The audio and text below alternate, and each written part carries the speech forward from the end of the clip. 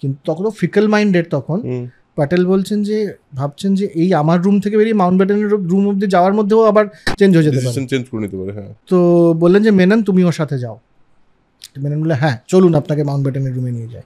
এই যে প্যাটেলের রুম থেকে মাউন্ট ব্যাটেনের রুমে যাচ্ছেন, হনুমান সিং পকেট থেকে একটা এইটুকু 7 সেন্টিমিটারের একটা সোনার রিভলভার বের করে মেননের মাথায় ঠেকিয়ে বলছেন যে আমি কিন্তু নিজের ইচ্ছে মতোই সাইন করবো, আমি কিন্তু তোমার কথা শুনবো না, কোনো প্রেসারে করছি না, কোনো প্রেসারে কিন্তু আমি করছি না, এটা আমার নিজের ইচ্ছা।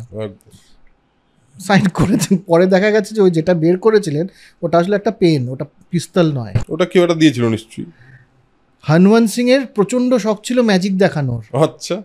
লন্ডনের ম্যাজিক সার্কেলে মেম্বার ছিলেন, খুব একটা প্রেস্টিজিয়াস ম্যাজিক সার্কেল সেটা, যেখানে মাউন্ট ব্যাটেনও মেম্বার ছিলেন। তো ওটা হচ্ছে ওই ম্যাজিক পেন একটা, যেটা দেখলে পরে মনে হবে বন্দুক, আসলে ওটা পেন সোনার। ওটা বের করেছিলেন, পরে ওটা উনি ডোনেট করে দেন লন্ডনের ম্যাজিক সার্কেল, ওটা ওখানকার মিউজিয়ামে রাখা আছে। আচ্ছা।